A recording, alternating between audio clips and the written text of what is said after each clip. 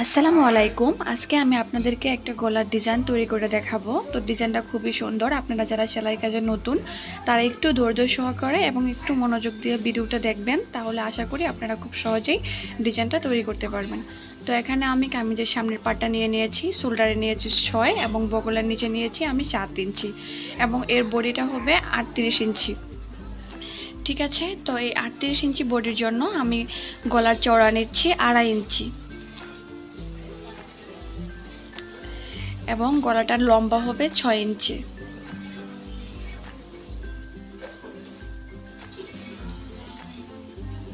নিচের এই অংশ 2.5 ইঞ্চি নিচ্ছি।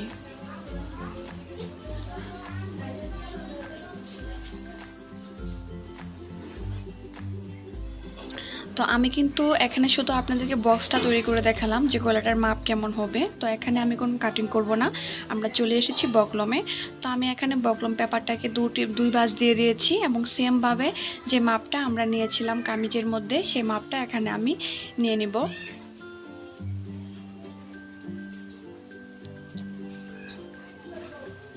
তো দেখুন সেম মাপটাই আমি এখানে বসিয়ে নিয়েছি। তারপরে এবার আমি এখানে বক্স তৈরি করে নেব।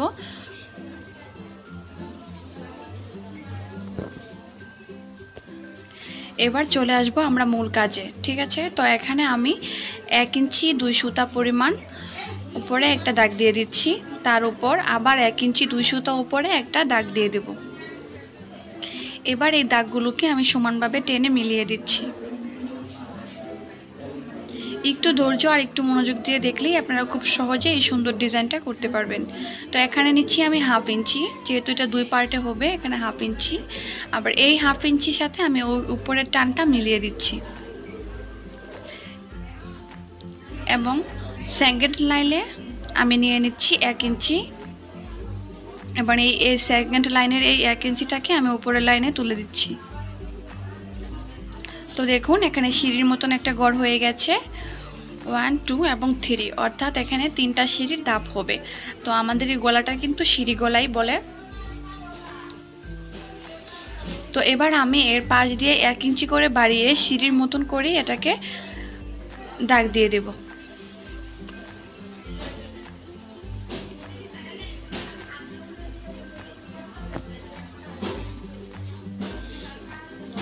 তো যেভাবে আছে ঠিক সেভাবে আমি এটাকে কাটিং করে নেব, সিঁড়ির মতো করেই কাটিং করে নিব। আপনারা চাইলে এখানে গোল করেও কাটিং করে নিতে পারেন। তো গলার সৌন্দর্যের জন্য আমি এখানে সিঁড়ি করে কাটিংটা করে নিচ্ছি। গোল করে কাটিং করলেও সেটাও সুন্দর হবে। তো এবার কিন্তু আমি মাঝখানে কাটিং করব না, জাস্ট এটাকে আমি আরেকটা কাপড়ের উপর বসিয়ে দেব এবং এই পাশের ছাপটাকে আমি এই পাশে নিয়ে আসব। তো এই পাশের ছাপটাকে আমি এই পাশে কিভাবে নিয়ে আসব সেজন্য আমি মার্কার দিয়ে তার উপর আবারও একটু বাড়ি করে দাগটা বসিয়ে দিচ্ছি এবং মাঝখানে টিক মার্ক দিয়ে দিলাম। এবার দেখুন এই পাশের দাগটা কিন্তু এই পাশ থেকে স্পষ্ট বোঝা যাচ্ছে, যেহেতু এটা বকলম সেজন্য এটার উপর থেকে এটা বোঝা যায়। এবার এর উপর আমি আস্তে আস্তে টিক মার্ক দিয়ে দিব।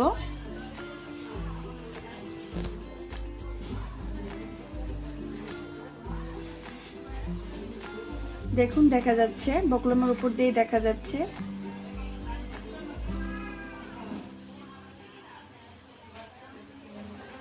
এবং দাগগুলো মেলানোর সময় একেবারে সমান সমান করেই মেলাবেন, তাতে গলার শেপ আর আঁকা বাঁকা হবে না। তো দেখুন এই পাশে ছাপটা চলে এসেছে। এবার আমি এই পাশে এর মধ্যে দাগ দিয়ে দেব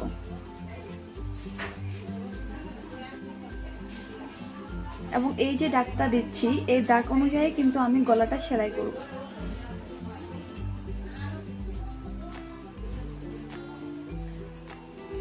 তো তৈরি হয়ে গেল আমাদের বকলম কাটিং। এই যে আমি এক্সট্রা কাপড় নিয়ে নিয়েছি, এই কাপড়টার উপর বসিয়ে আমি এটাকে সেলাই করে নেব। তার আগে আমি এই কাপড়টাকে কেটে নেব।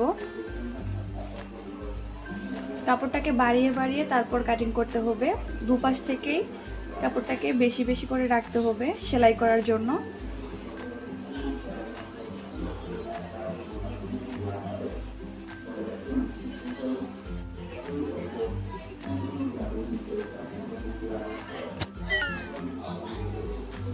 এবার কেটে নেওয়ার পর সাইড দিয়ে কিন্তু কাট করে দিতে হবে, তাহলে আপনার সেলাই করতে খুব সুবিধা হবে।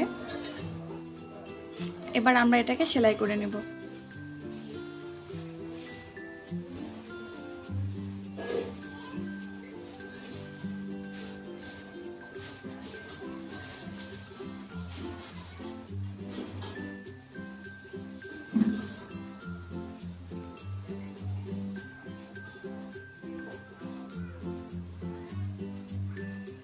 তো দেখুন এই তো সেলাই করা হয়ে গেছে।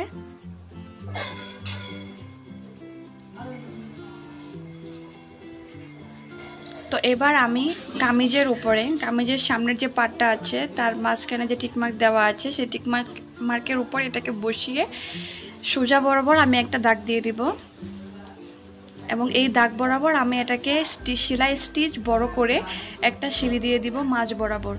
এই সেলাইটা পরে আবার আমরা খুলে ফেলবো, সেজন্য স্টিচটা আমরা বড় করে দেব।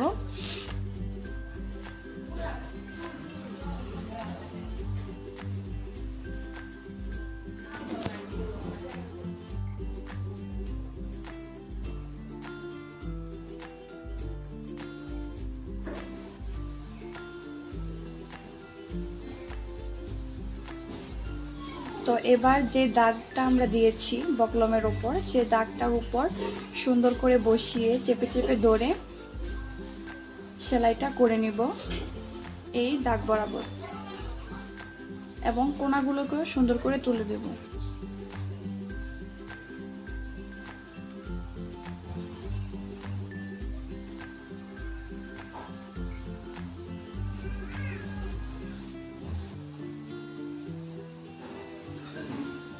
আপনারা যারা নতুন তারা একটু মনোযোগ দিয়ে দেখবেন, তাহলে আশা করি আপনারা খুব সহজেই এরকম ডিজাইন করতে পারবেন।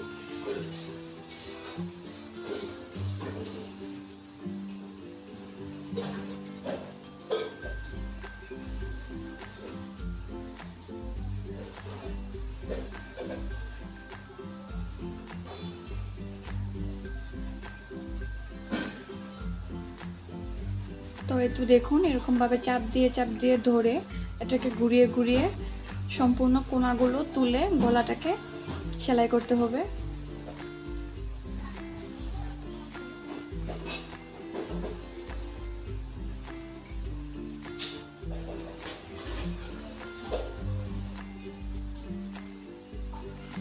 তো দেখুন আমি কিন্তু দাগ বরাবর গলাটাকে খুব সুন্দর করে সেলাই করে নিয়েছি। এবার 2 সুতা পরিমাণ রেখে পুরো গলাটা আমরা কেটে নেব। ঠিক আছে, সাইড থেকে 2 সুতা পরিমাণ রেখে পুরো গলাটা কেটে নেব।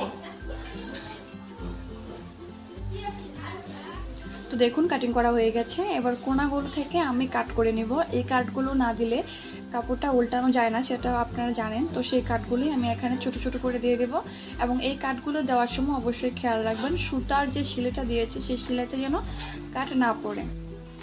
এবার আমি এটাকে উল্টে নেব।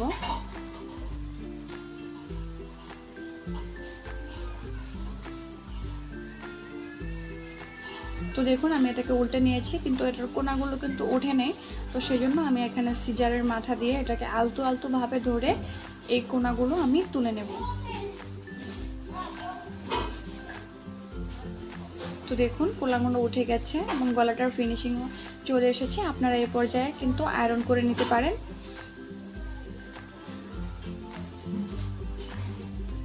এবার আমি এর উপর দিয়ে একটা চাপ সেলাই দিয়ে দিচ্ছি।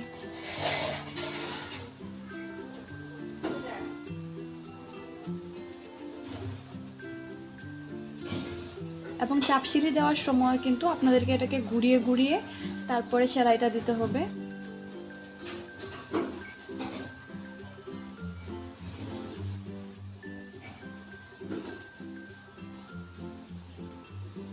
তার মধ্যে বলে দিচ্ছি, আপনারা যারা আমার চ্যানেলে নতুন, যদি আমার ভিডিও আপনাদের ভালো লাগে তাহলে অবশ্যই সাবস্ক্রাইব করে আমাদের চ্যানেলের একজন সদস্য হয়ে যাবেন এবং নতুন নতুন ভিডিও পেতে বেল আইকনটিতে ক্লিক করে রাখবেন।